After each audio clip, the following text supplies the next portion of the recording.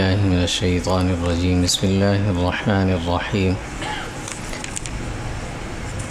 سورۃ الشعراء اور سورۃ النمل سورہ قصص کا آدھا حصہ یہ آج تلاوت ہوا ہے۔ سورہ فرقان کی تلاوت کل ہوئی تھی، اس کا خلاصہ رہ گیا تھا۔ سورۃ الفرقان کو فرقان اس لیے کہا جاتا ہے کہ فرقان قرآن مجید کا ایک نام ہے اور اس کی پہلی آیت میں ہی اس کا ذکر ہے۔ فرقان کے معنی ہوتے ہیں حق اور باطل، سچ اور جھوٹ کے درمیان فرق کرنے والی کتاب۔ اللہ فرماتے ہیں یہ جو کتاب ہے یہ فرقان ہے، اس کا مقصد نزول منکرین کو عذاب سے آخرت سے ڈرانا ہے۔ یہ اللہ ہی کی کتاب ہے، اللہ ہی مالک الملک ہے، لم یلد ولم یولد ہیں، کوئی ان کا شریک نہیں، وہی سب کے خالق اور خالق ہیں۔ جو کسی چیز کا خالق نہ ہو، مخلوق ہو، نفع نقصان کا مالک نہ ہو، موت اور حیات بعض بعد الموت کا مالک نہ ہو، وہ معبود نہیں ہو سکتا، جیسے تمہارے یہ بت ہیں۔ مشرکین کے دو اعتراض تھے، ایک قرآن مجید پر، دوسرا نبی کریم صلی اللہ علیہ وسلم پر۔ اللہ نے دونوں کا جواب دیا۔ قرآن پر اعتراض یہ تھا کہ آپ صلی اللہ علیہ وسلم نے لوگوں کے ساتھ مل کر اس کو بنایا ہے، اس میں صرف پہلے لوگوں کی قصے کہانیاں ہیں اور ہمیں لا کر سنایا جاتا ہے۔ اللہ نے جواب دیا کہ ان سے کہو کہ یہ عالم الغیب رب کی طرف سے نازل کردہ کتاب ہے، کسی انسان کی بنائی بھی نہیں۔ حضور پر اعتراض یہ تھا کہ آپ کیسے نبی ہیں، آپ تو کھاتے پیتے بھی ہیں، بازاروں میں بھی ضرورت کے لیے جاتے ہیں، آپ کے ساتھ فرشتے کیوں نہیں ہیں، آپ کے پاس زمین کے بڑے بڑے خزانے کیوں نہیں ہیں، بڑے بڑے باغات کے آپ مالک کیوں نہیں ہیں۔ اللہ نے ان باتوں کا جواب دیا کہ یہ چیزیں نبوت کے لیے ضروری نہیں ہوتی، ورنہ یہ کیا ان سے کئی گنا زیادہ بہتر آپ کے پاس ہوتی ہیں۔ دوسری بات یہ کہ سابقہ انبیاء جن کو تم مانتے ہو وہ بھی تو کھاتے پیتے تھے، اپنی ضرورت کے لیے بازار جاتے تھے۔ تیسری بات یہ کہ یہ بیہودہ باتیں وہی لوگ کرتے ہیں جو قیامت کے منکر ہوتے ہیں۔ ایسے لوگوں کے لیے جہنم اللہ نے تیار کر کے رکھی ہے۔ اس کی کیفیت کچھ یوں ہے کہ جب ان کو قریب لایا جائے گا تو جہنم کی غضبناک آواز کو خود سنیں گے، پھر انہیں باندھ کر ایک تنگ جگہ میں پھینک دیا جائے گا۔ شدت عذاب سے یہ موت کو پکاریں گے، انہیں جواب ملے گا کہ ایک نہیں کئی موتوں کو پکارو، تمہیں فائدہ کچھ نہیں ہوگا۔ جو ایمان والے ہیں ان کی حالت یہ ہوگی کہ وہ جنت میں دائمی طور پر رہیں گے، ان کی ہر خواہش پوری ہوگی۔ روز محشر مشرکین اور ان کے معبودین کا آپس میں مکالمہ ہوگا، ان سے پوچھ ہوگی کہ تم نے ان لوگوں کو گمراہ کیا تھا یا یہ خود گمراہ ہوئے تھے؟ وہ معبود کہیں گے ہم نے نہیں کیا، ان کو جو دنیا ملی، دنیا کی دولت ملی تھی، اس میں لگ کر یہ آپ کو بھول گئے تھے۔ ان سے کہا جائے گا کہ اب بتاؤ، اب نہ عذاب سے بچ سکتے ہو نہ تمہاری کوئی مدد آ سکتی ہے۔ آپ صلی اللہ علیہ وسلم کو اللہ تسلی دے رہے ہیں کہ ان کا آپ کو تنگ کرنا، یہ لوگ آپ کو تنگ کرتے ہیں، یہ آپ کی آزمائش ہے، آپ اس پر صبر کرتے رہیں، اللہ کو سب نظر آتا ہے۔ مشرکین کا یہ اعتراض کہ ہمارے سامنے کوئی فرشتہ آسمان سے اتر کر کیوں نہیں آتا جو ہمیں آ کر آپ کی نبوت کے بارے میں بتائے۔ اللہ نے جواب دیا کہ عنقریب محشر میں فرشتوں کو دیکھ لو گے مگر وہ تمہارے لیے سود مند نہیں ہوگا، وہاں چھپنا چاہو گے مگر چھپ بھی نہ سکو گے۔ قیامت کے دن جو کافر نیک کام کرتے تھے، اچھے کام کرتے تھے دنیا میں لیکن تھے کافر، ان کے نیک اعمال سارے اڑ جائیں گے، ختم ہو جائیں گے، یعنی کوئی کچھ بھی انہیں ملے گا نہیں اس کا بدلہ۔ نیک لوگوں کو جنت میں اچھے ٹھکانے اور اچھی آرام گاہیں ملیں گی۔ محشر کے احوال اللہ بیان فرماتے ہیں، جب قیامت آئے گی، آسمان پھٹے گا، بادلوں کی صورت میں فرشتے نیچے اتریں گے، اللہ تجلی فرمائیں گے۔ یہ دن کفار کے لیے بڑا سخت ہوگا، افسوس سے یہ اپنے ہاتھوں کو کاٹ رہے ہوں گے، زندگی پر افسوس کر رہے ہوں گے۔ غلط اور بے دین دوستوں کی دوستی قیامت کے دن حسرت اور ندامت کا باعث ہوگی۔ آپ صلی اللہ علیہ وسلم نے اللہ سے شکایت فرمائی کہ اللہ یہ لوگ اس قرآن کریم کو کیوں نہیں مانتے، اسے چھوڑ دیا ان لوگوں نے۔ اللہ کی طرف سے تسلی آئی، آپ صبر کریں، ہر امت میں ایسے لوگ رہے ہیں اور رہیں گے۔ مشرکین کا یہ اعتراض تھا کہ یہ سارا قرآن مجید ایک ساتھ کیوں نہیں نازل ہوتا، یہ یہودیوں کا بتایا ہوا تھا۔ اللہ نے اس کا جواب دیا کہ دراصل جب حضور پریشان ہوتے ہیں کسی بات پر تو ہم جبرائیل امین کو قرآن کریم کی آیات دے کر بھیجتے ہیں، آپ کو تسلی مل جاتی، اس لیے تھوڑا تھوڑا کر کے نازل کرتے ہیں۔ اور دوسری بات یہ ہے کہ تھوڑا تھوڑا کر کے نازل کرنے کا مقصد یہ ہے کہ قرآن کریم کو حفظ کرنے میں اور سمجھنے میں آسانی بھی ہو۔ تیسری بات یہ کہ یہ لوگ جو اعتراض کرتے ہیں تو اس کا جواب دینے کے لیے یہ لوگ جو اعتراض کرتے ہیں تورات کو لے کر، اللہ فرماتے ہیں کہ تورات پر تو ایک ساتھ نازل ہوئی تھی، اس پر ان لوگوں نے کون سا عمل کر لیا تھا؟ کفار کو میدان محشر میں چہروں کے بل گھسیٹا جائے گا۔ سابقہ میں بنی اسرائیل، قوم نوح، قوم عاد، قوم سمود اور اصحاب مدین یعنی حضرت شعیب علیہ السلام کی قوم لوط، ان کا اللہ نے ذکر فرمایا یہ اقوام دنیا والوں کے لیے عبرت ہیں، یہ ہماری نافرمان تھیں اس لیے ہلاک ہوئیں۔ اہل مکہ سے اللہ خطاب فرماتے ہیں کہ تم شام کی طرف سفر کرتے ہوئے راستے میں قوم لوط کی بستی کو دیکھتے ہو، مگر یقین تمہیں نہیں آتا کہ یہاں کچھ ہوا تھا۔ مشرکین کا آپ صلی اللہ علیہ وسلم نے اس سے استہزاء مذاق اڑاتے تھے، استہزاء کرتے تھے کہ یہ ہے نبی، اور کہتے تھے کہ ہم اگر اپنے عقیدے پر پکے نہ ہوتے تو یہ شخص نعوذ باللہ ہمیں گمراہ کر چکا ہوتا۔ اللہ نے جواب دیا کہ عنقریب تمہیں پتہ چلے گا گمراہ کون ہے۔ آپ صلی اللہ علیہ وسلم کو اللہ تسلی دے رہے ہیں کہ جو شخص اپنی خواہشات کا متبع ہو آپ اس کے لیے زیادہ پریشان نہ ہو، ایسا شخص اللہ کے نزدیک بہرا اور جانوروں سے بھی بدتر ہے۔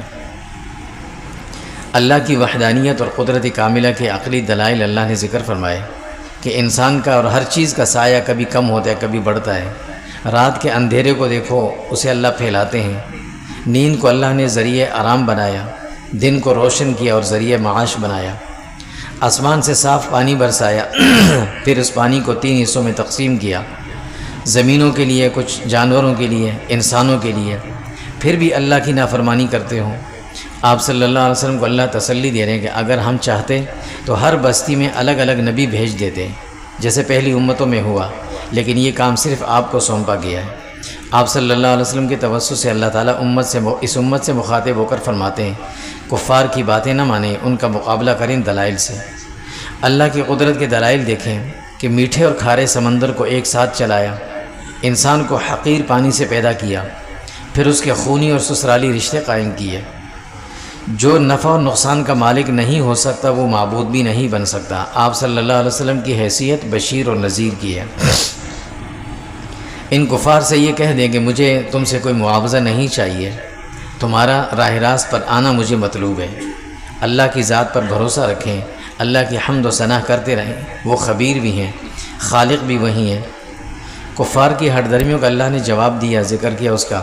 آپ صلی اللہ علیہ وسلم سے استہزاءً پوچھتے تھے کہ یہ بتائیں یہ رحمان کیا چیز ہے جو آپ کبھی کبھی کہتے ہیں اللہ، کبھی کہتے ہیں رحمان، یہ رحمان کیا ہے جو آپ ہر وقت کہتے رہتے ہیں؟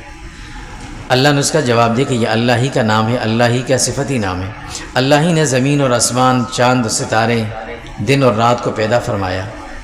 عباد الرحمن جو اللہ کے نیک بندے، اللہ نے ان کی 14 صفات ذکر فرمائی آخری رکوع میں۔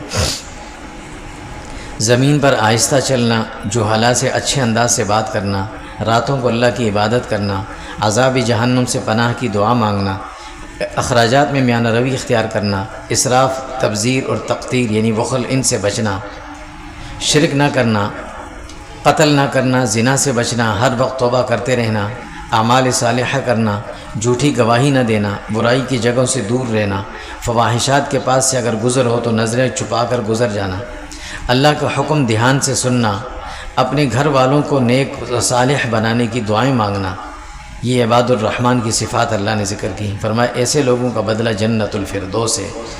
اگر اللہ کی عبادت نہیں کرو گے تو اللہ کو تمہاری بھی کوئی پرواہ نہیں ہے۔ سورۃ الشعراء، اس صورت میں آگے چل کر اللہ رب العزت نے شعراء کا ذکر فرمایا کہ والشعراء یتبعہم الغاوون، جو عام شعراء ہوتے ہیں وہ ادھر ادھر کی بیہودہ باتیں کرتے ہیں حقیقت سے باہر۔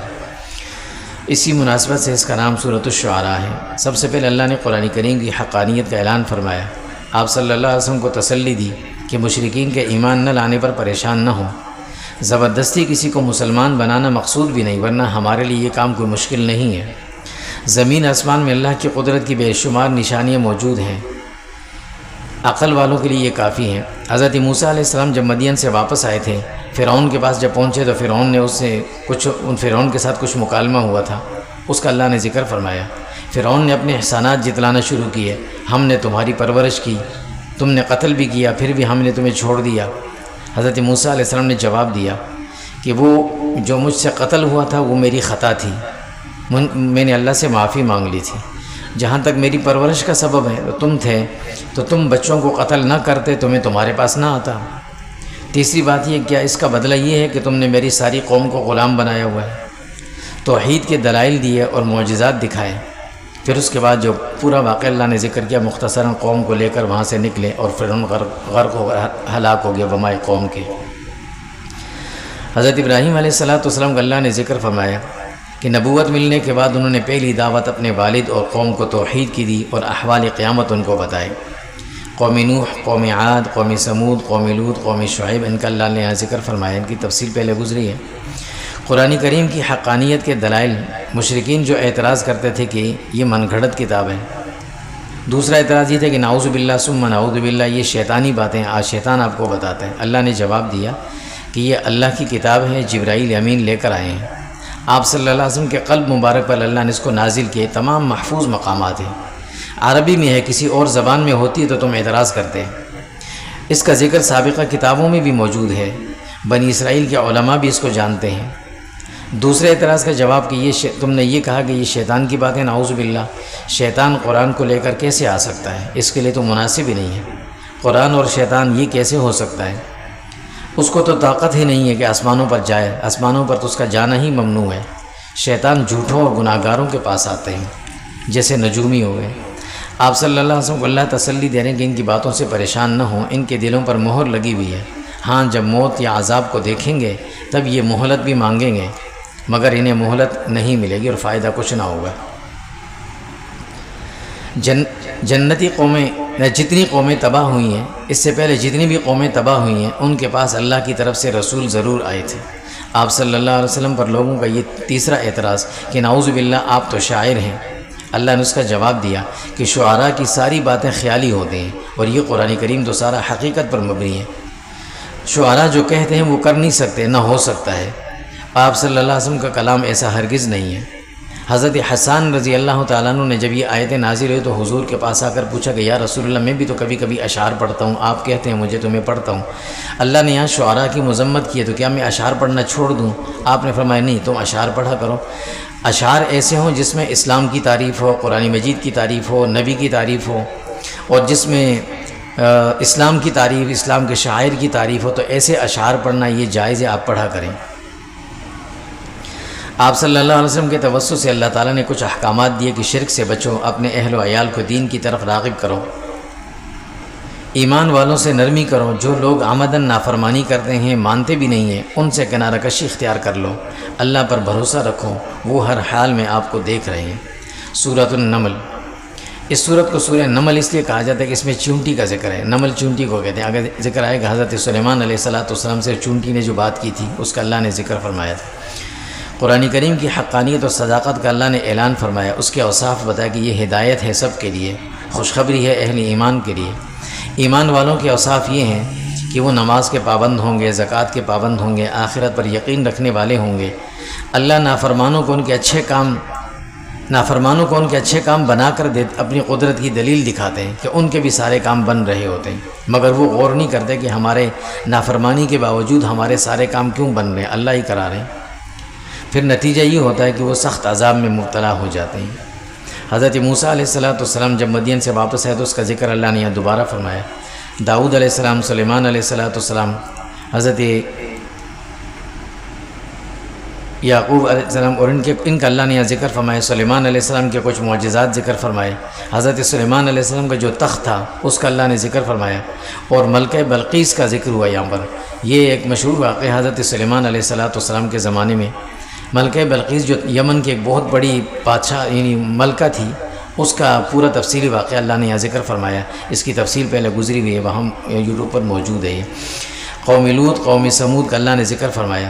دلائل توحید اللہ بتا رہے ہیں کہ یہ بتاؤ زمین اور آسمان کے خالق کون ہیں، بارش کون برساتے ہیں، باغات اور درخت کون اگاتے ہیں زمین سے، زمین کو قرار کس نے بخشا ہے، اس زمین پر پانی کی نہریں کس نے جاری کی، اس پر پہاڑ کس نے رکھے، دو سمندروں کے درمیان باریک پردہ کس نے بنایا، مجبور کی پکار سننے والے کون ہیں، تمہاری تکالیف کو دور کرنے والے کون ہیں، زمین کا مالک کون ہے، اندھیروں میں تمہاری رہنمائی کرنے والے کون ہیں، گرمی میں ٹھنڈی ہوائیں چلانے والے کون ہیں؟ تمام مخلوق کو پہلی مرتبہ کس نے پیدا کیا؟ موت کے بعد دوبارہ کون زندگی دینے والے ہیں؟ تمہیں رزق دینے والے کون ہیں؟ یہ سب کام کرنے والے اللہ ہی ہیں، تو پھر تم اللہ کو چھوڑ کر شرک میں کیسے پڑے ہو؟ جان لو کہ عالم الغیب صرف وہی ہے، بعث بعد الموت کا علم اور اختیار انہی کو ہے، انہی اللہ کو ہی ہے۔ موت کے بعد یہ ساری حقیقتیں تمہیں معلوم ہو جائیں گی۔ مشرکین کا یہ اعتراض تھا کہ بعث بعد الموت کیسے ممکن ہوگا؟ یہ ہمارے بڑوں سے بھی یہی وعدے ہوئے اور آج تک تو کوئی زندہ ہوا نہیں ہے۔ اللہ نے جواب دیا کہ ان کا انجام تو جا کر زمین میں چل پھر کر دیکھ لو کیا ہوا، باقی بعث بعد الموت یہ یقینی ہے، کب ہوگا یہ اللہ کو علم ہے۔ مشرکین کا دوسرا اعتراض یہ تھا کہ جس عذاب سے آپ ہمیں ڈراتے ہیں، یعنی قیامت کرتے ہیں، وہ کب آئے گی؟ اللہ نے کہا کہ ان سے کہو کہ بہت قریب ہے، ممکن ہے کہ عذاب تمہارے قریب پہنچ چکا ہو، تمہیں پتہ ہی نہ ہو، باقی تمہیں جو مہلت ملی ہے یہ تو رب کا فضل ہے۔ عذاب کب واقع ہوگا اس کا علم اللہ کو ہے، وہی عالم الغیب ہے۔ آپ صلی اللہ علیہ وسلم کو اللہ پھر تسلی دیتے ہوئے فرماتے ہیں ان کے اعتراضات سے اور بیہودہ باتوں سے آپ پریشان نہ ہوں، ہم آپ کے ساتھ ہیں۔ قرآن کریم کی حقانیت کے اللہ نے دلائل بتائے کہ بنی اسرائیل کی بہت سی باتوں کا حل اس میں موجود ہے جو انہوں نے اپنی کتابوں سے مٹا دیے تھے۔ تمام انسانوں کے لیے ہدایت ہے، اہل ایمان کے لیے سبب رحمت ہے۔ منکرین قرآن کا فیصلہ اللہ خود فرمائیں گے۔ آپ صلی اللہ علیہ وسلم کو اللہ بطور تسلی چند باتوں کا حکم دے رہے ہیں کہ اللہ کی ذات پر بھروسہ رکھیں، حق بات پر ثابت قدم رہیں۔ جو لوگ ضد اور عناد میں پڑے ہیں آپ کی بات نہیں سنتے، انہیں چھوڑ دیں، ان کے لیے پریشان نہ ہوں، ایمان والوں کی رہنمائی کرتے رہیں۔ علامات قیامت یہ ہیں کہ جب قیامت شروع ہوگی پھر کسی کی توبہ قبول نہ ہوگی۔ اس قیامت کی بڑی نشانیوں میں سے ایک نشانی دابۃ الارض ہے، جو مکہ مکرمہ میں حرم کے ساتھ جو صفا کی پہاڑی ہے اس میں سے ایک جانور نکلے گا، یہ قیامت کی بڑی نشانیوں میں سے ایک نشانی ہے۔ قرآن مجید میں اللہ نے اس کا دو جگہ ذکر فرمایا۔ کوہ صفا سے نکلے گا، مسجد حرام میں آئے گا، کفار اور مسلمانوں کو پہچانے گا، کفار کے چہروں پر نشانات بھی لگائے گا وہ، اور پوری دنیا کا سفر بھی کرے گا، لوگوں سے کلام بھی کرے گا، اور کلام اس کا یہ ہوگا کہ یہ لوگ اللہ کے احکامات کو مانتے نہیں تھے۔ میدان محشر میں ہر امت کے بدکاروں کو اکٹھا کیا جائے گا، پھر جہنم کی طرف لے جانے کے لیے ان کو لے جایا جائے گا۔ اس کی وجہ ان کو بتائی جائے گی کہ تم بغیر سوچے سمجھے ہمارے احکامات کو رد کرتے تھے، انبیاء اور اہل ایمان کو ستاتے تھے، آج ہماری بات ثابت ہو رہی ہے۔ خوف کی وجہ سے وہ کوئی عذر بھی پیش نہ کر سکیں گے۔ اللہ فرماتے ہیں دن اور رات کا آنا اور جانا موت اور بعث بعد الموت کی دلیل ہے۔ یہ وقوع قیامت جب ہوگی، نفخہ اولا جب ہوگا، جب پہلی مرتبہ سور پھونکا جائے گا تو سارے جاندار ڈر کے مارے مر جائیں گے، سوائے ان 4 ملائکہ اعظمہ کے 4 بڑے فرشتے اور حاملین عرش، وہ باقی رہیں گے۔ پھر بعد میں ان کی بھی روح قبض ہو جائے گی، پہاڑ سارے بادلوں کی طرح اڑ جائیں گے۔ پھر 40 سال کے بعد جب نفخہ ثانیہ ہوگا، سب ڈرے سہمے حاضر ہوں گے، جو نیکی لے کر آیا ہوگا اسے اچھا بدلہ ملے گا، وہ بے خوف اور خطر ہوگا۔ جو سیئات لے کر آیا اسے منہ کے بل جہنم میں ڈالا جائے گا، اور اسے کہا جائے گا یہی تمہارا بدلہ ہے۔ آخر میں اللہ رب العزت نے سورت کے چند احکامات دیے ہیں کہ اپنے رب کی عبادت کیا کرو، اس رب کی اتباع کرو، قرآن مجید کی تلاوت کرو، ہدایت کی راہ پر چلنے والوں کو اس سے فائدہ ہوگا۔ جو لوگ ضد اور عناد میں پڑے ہیں، مانتے نہیں، ان سے کہہ دو کہ میرا کام تھا بتانا، اللہ تمہیں دیکھ رہے ہیں، تمہارے کاموں سے اللہ غافل نہیں ہے۔ سورہ قصص، اس سورت کا نام یہ سورہ قصص اس لیے پڑھا ہے کہ اس میں کچھ انبیاء کا ذکر تو ہے ہی ہے، لیکن خاص طور پر حضرت موسیٰ علیہ السلام کی زندگی کا جو ابتدائی حصہ تھا اس کو اللہ نے یہاں ذکر کیا۔ حضرت موسیٰ علیہ السلام مصر میں پیدا ہوئے تھے، اور یہ وہ زمانہ تھا جب فرعون نے بنی اسرائیل کے بچوں کو قتل کرنے کا حکم دیا تھا۔ تو اس طرح وہ ہیلے بہانے سے ان کی والدہ نے انہیں سمندر میں ڈالا بچانے کے لیے، وہ چلتے چلتے فرعون کے محل میں پہنچے۔ پھر تقریباً 30 سال تک یہ فرعون مصر میں رہے، فرعون کے محل میں رہے۔ 30 سال کے بعد پھر انہوں نے یہاں سے ہجرت فرمائی، مدین چلے گئے، 10 سال مدین میں رہے۔ پھر 10 سال سے بعد جب مدین سے واپس آئے، راستے میں نبوت ملی اور فرعون کے پاس جانے کا حکم دیا اللہ نے۔ پھر مزید 20 سال مصر میں رہے، اپنی قوم کے ساتھ رہے، اور فرعون سے یہ بار بار یہ کہتے تھے کہ میری قوم کو آزادی دے دو۔ 20 سال کے بعد اللہ رب العزت نے حضرت موسیٰ علیہ السلام کو حکم دیا کہ آپ مصر سے نکل کر بحر قلزم کو کراس کر کے اس طرف چلے جائیں، صحرائے سینا کی طرف۔ حضرت موسیٰ علیہ السلام اپنے لوگوں کو لے کر وہاں چلے گئے، فرعون پیچھے سے غرق ہوا۔ پھر وہاں کچھ عرصے رہنے کے بعد اللہ نے حکم دیا کہ اب میدان تیہ کے راستے سے ہوتے ہوئے فلسطین جائیں۔ فلسطین جانے کے لیے بنی اسرائیلیوں نے انکار کر دیا۔ میدان تیہ میں کافی عرصہ، تقریباً 40 سال کا عرصہ کچھ ان کو گزرا تھا۔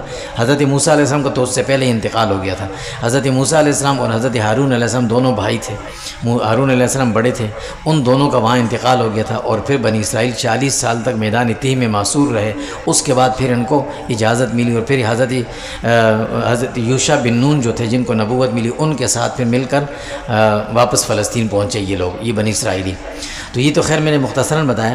حضرت موسیٰ علیہ السلام کا تفصیلی واقعہ کہ پیدا کب ہوئے تھے، ان کے والد کا نام اور پوری تفصیل کے ساتھ، یہ پچھلی دفعہ جو اس سے پہلے جو ہمارے خلاصے بیان ہوتے اس میں تفصیل سے بیان ہوا ہے۔ تقریباً یہ 1.5 گھنٹے کا پورا واقعہ ہے، بہت لمبا تفصیلی واقعہ ہے۔ تو یہ پہلے ذکر ہوا ہے اور وہاں یوٹیوب پر یہ موجود ہے۔ یہاں اللہ نے اس کا ذکر فرمانے کے بعد اللہ نے آپ صلی اللہ علیہ وسلم سے بتایا کہ آپ ان لوگوں سے کہو کہ یہ جو واقعات ہم نے آپ کو سنائے دیگر انبیاء کے، اور ساتھ ساتھ حضرت موسیٰ علیہ السلام کا تفصیلی واقعہ سنایا، یہ آپ کی نبوت کی دلیل ہے۔ اس لیے کہ اس وقت جب حضرت موسیٰ علیہ السلام کے ساتھ یہ واقعات ہوئے تھے، آپ وہاں موجود نہیں تھے، نہ آپ نے دیکھا تھا، نہ آپ نے کہیں کسی کتاب میں پڑھا، لیکن اللہ نے آپ کو یہ ساری چیزیں بتائیں اور آپ نے آگے جا کر لوگوں کو بتایا یہ واقعہ پورا، تو یہ آپ کی نبوت کی دلیل ہے۔ وصلی اللہ تعالیٰ علیہ وسلم۔